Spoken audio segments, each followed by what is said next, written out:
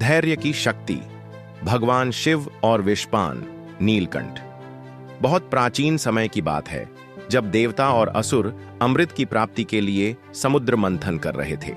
यह मंथन दोनों पक्षों के लिए बहुत महत्वपूर्ण था, क्योंकि जो भी अमृत प्राप्त करता वह अमर हो जाता।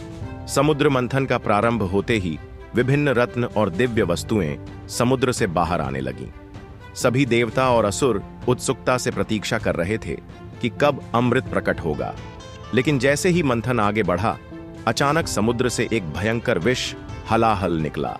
यह विष इतना जहरीला था कि इसकी जलन से संपूर्ण सृष्टि नष्ट होने लगी। देवता और असुर इस विष की तीव्रता से भयभीत हो गए। वे समझ नहीं पा रहे थे कि इसे कैसे रोका जाए। सभी देवता भगवान विष्णु के पास गए और उनसे सहायता मांगी। भगवान विष्णु ने विचार किया और कहा, केवल एक ही महादेव हैं जो इस विनाशकारी विष को नियंत्रित कर सकते हैं। हमें भगवान शिव की शरण में जाना होगा। सभी देवता कैलाश पर्वत पहुंचे और भगवान शिव से प्रार्थना की, हे महादेव, कृपया हमारी सहायता करें। यह विष संपूर्ण ब्रह्मांड को नष्ट कर देगा। आप ही इस संकट से हमें बचा सकते हैं।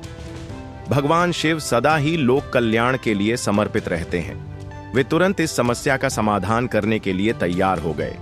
उन्होंने बिना किसी संकोच के हलाहल विष को अपने करकमलों में लिया और उसे पी गए। जैसे ही उन्होंने विष को ग्रहण किया, संपूर्ण सृष्टि में चिंता का माहौल छा गया। माता पार्वती तुरंत आईं और अपने हाथों से भगवान शिव के गले को पकड़ लिया ताकि विष उनके शरीर में न उतरे। भगवान शिव ने इस विष को अपने कंठ में रोक लिया।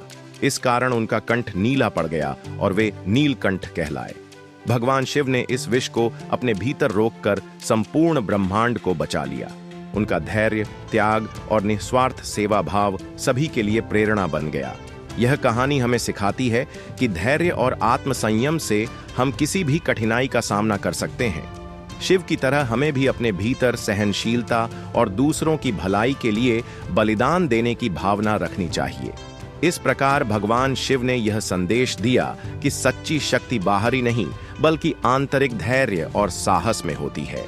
Hit the like button and subscribe for more inspiring stories and lessons. Comment your opinion. Thank you for watching.